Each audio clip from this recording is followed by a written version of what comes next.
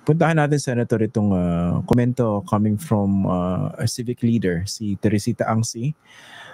Binanggit niya na witch hunt and nagkakaroon ng personal attack yung ongoing investigation nyo dito kay Aris Guo at saka doon sa Bamban, Pogo Hub. Tapos, ayun nga, nagiging sideshow daw, nagmumukhang sarsuela. Ano pong sagot niyo doon? Christian, unfair naman na sinabi niya na nagiging sideshow, nagiging sarsuela. Sinabi niya rin na kulang sa research. In fact, unfair yun dahil katakot-takot na research ang ginagawa namin. Kahit na limitado yung information na ibinibigay, pero yung pag-a-analyze, yung pag-correlate, yung minsan pumupunta pa kami sa mga lugar nila talaga, kumukuha ng pictures at nakikipag-interview sa mga taga doon. Maraming tao gumagalaw. Tao ko, tao ni Senator Hontiveros, ang tao ng committee, para lang mabuo yung larawan, yung picture nitong modus na ito. Kaya nasaktan ako at masasabi ko na unfair yung kanyang statement.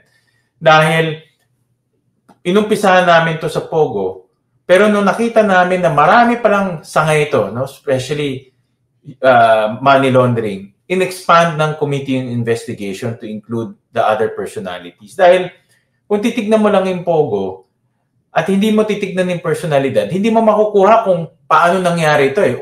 For example, paano nakapasok to sa Banban? Ang laking investment to, Christian, 6.1 billion pesos. Bakit pinili itong sindikato na ito, Banban? Bakit hindi niya pinili Makati o hindi niya pinili Quezon City na mas maraming tao doon o mas maraming negosyo doon? O bakit hindi niya pinili Tarlac City, no, na mas highly urbanized? So may dahilan kung bakit pinili yung Banban eh. Hindi ordinary business decision yan. So we need to expand yung aming investigation to look at the personalities. At it just so happened na sa pagbukas ng pag-expand namin ng investigation, nakita rin itong issue ni Mayor Alice Go pagdating sa kanyang birth certificate.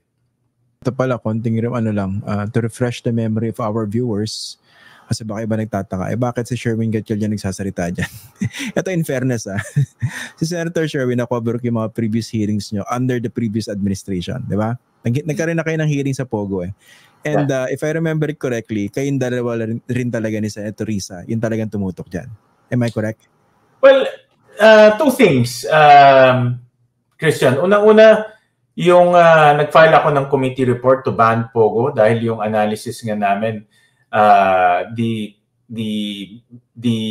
social cost outweighs the benefit. Ibig sabihin, mas maraming problema itong Pogo kumpara sa yung buwis na allegedly binabayad nila. That's number one. Number two, itong issue sa Bamban, nag-file tayo ng resolution para maimbestigahan ito. So, that's why nandun ako sa hearing because resolution natin yung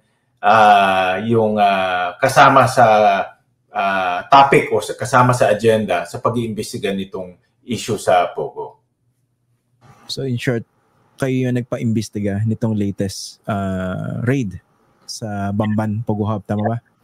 Well, resolution natin at of course motu proprio ng chairperson, si Senator Risa is also against Pogo. In fact, siya yung mga unang pumirma dun sa committee report na i-final natin. Okay. Ito, nabanggit nyo na rin, no? It really boggles the mind, no? Bakit pinili itong Bamban Tarlac para mag-establish ng napakalaking Pogo Hub? Correct. Sa basa nyo, bakit pinili? Of all places, bakit Bamban Tarlac?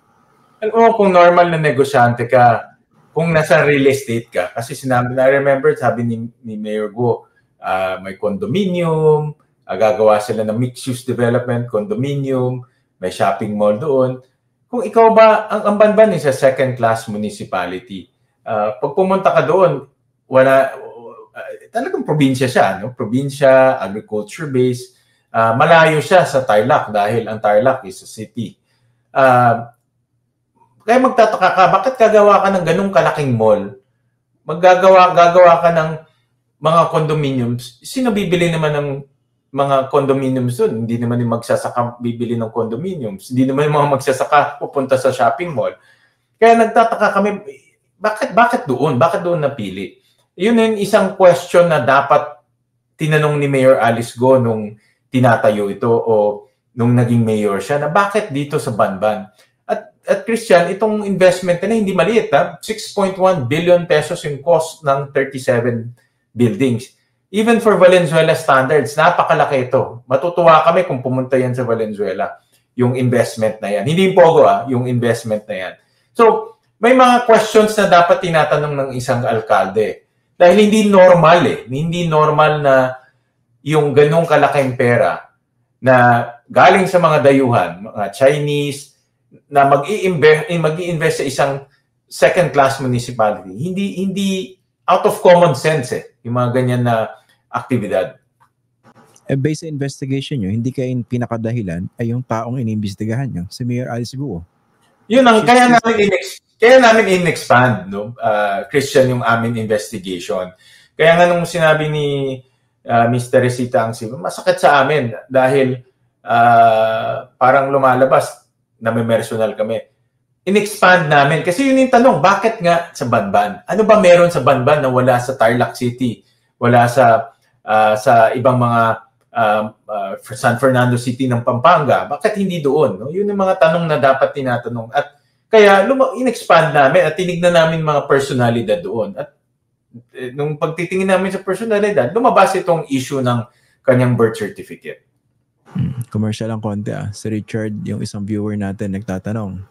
Sabi niya, Christian, why aren't you bringing up Island Cove? Richard, mukhang late ka. Pinag-usapan niya simula. Ayan. Balik ka muna lang mamaya sa replay. Napag-usapan yan. Hindi tayo, baka sabi mo, natatakot tayong pag-usapan yan. No? Palabas yan, Christian, yung Island Cove, ilang beses ko na rin nakita sa Facebook ko. Parang may mga memes na lumalabas about Island Cove. No? So, I think nagiging trending na topic siya ngayon.